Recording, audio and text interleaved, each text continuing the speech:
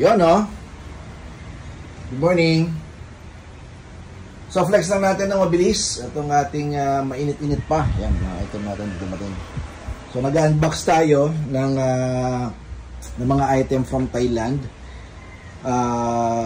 Ipapakita ko sa inyo is a GR Sports red seat belt. Okay, so unahin natin syempre yung mga 2024 na GR Sport or GRS na Hilux. Ito na po yung standard na seatbelt na nakakabit. Okay, so once na kinuha nyo sa kasa, binili nyo sa kasa ng dealership natin dito sa Pilipinas, kapag GR yan o GR Sports yan, GRS man yan, dapat naka-red seatbelt kasi yan ang latest. Okay, so kung ano yung nakakabit doon guys, ito po yun. Alright, lahat ng Hilux natin dito simula 2016 hanggang 2026 model, lahat po yun gawang Thailand. Lahat yun inassemble sa Thailand. Okay, so isa to sa mga kinabit doon. Okay, so ang tanong, yung 2016 ba pwede natin nakabit to? Yes, pwede rin po sa 2016 ito. Plug and play to Kaya alam ko may mga GR Sport na Hilux na hindi pa naka-red. Most probably mga old yan. Hindi naman very very old. Mga unang labas yan ng mga Hilux na GR. Okay, kung hindi pa naka-red yan siguro mga 21 o 2022 na model, hindi naka-red yun.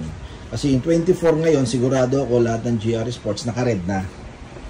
Yan yung part number. Ito po yung pangharap, left side. Ito yung right, harap din.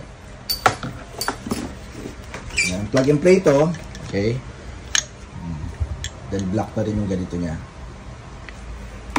So ito naman yung sa second row ng Hilux. Medyo noticeable lang yung panggitna kasi may kasama ng mga bracket. Yan. Although may bracket din naman nakasama yung left and right likod. Yan, yan. Yan, may bracket din naman. Ito mas maraming nakasama dito. Yan, yung part number niya. So original, napakamahal nito sa Toyota dealership natin o sa Toyota Philippines. Mahal yan guys. Ako nasa Toyota, mapatak na mga ulang-ulang 20 mil isang piraso. Sa pagkakatanda ko so tinanong na natin yung sa Toyota dealership Yan.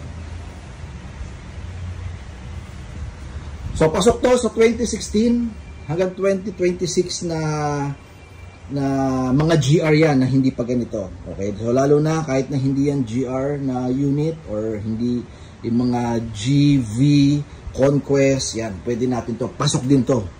Plug and play yan guys. Yan yung mechanism niya.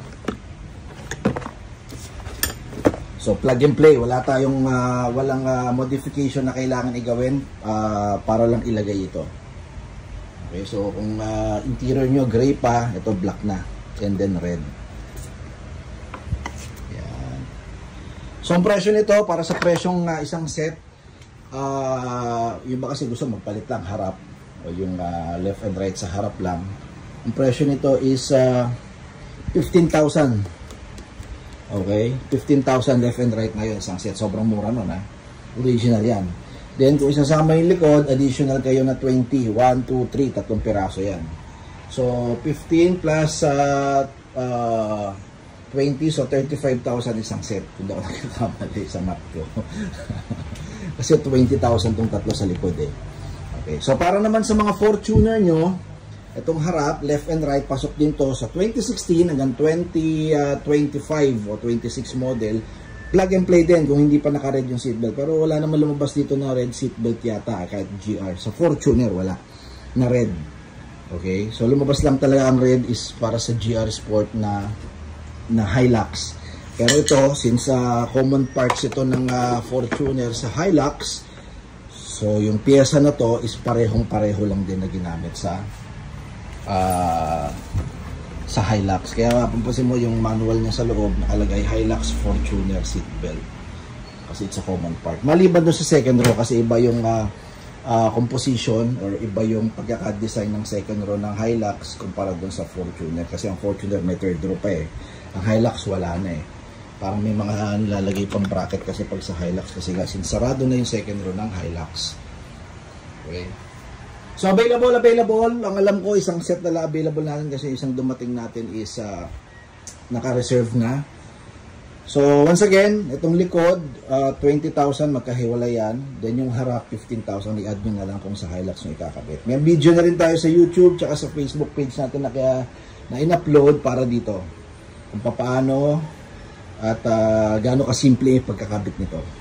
Para sa Hilux, sa Fortuner naman, alam ko meron na rin tayong pinos. Para sa harap naman, left and right, plug and play. Meron tayong ginawang video para dyan. Ganun din kasimple kakabit. Okay, may mga mechanism na yan, ito na yon at yung electrical nya, pa-plug mo lang din dito kung hindi pa naka-red yan. Okay, so follow TRD Parts sa Facebook page, TRD Parts sa YouTube channel at TikTok. Okay, mas maganda sir kung magme-message kayo for more info sa ating Facebook page. Yung TRD Parts, may Philippine plug sa dulo. Okay, kung may mga tanong kayo kung available pa to. Okay, so keep safe everyone, Mike TRD here. Bye-bye!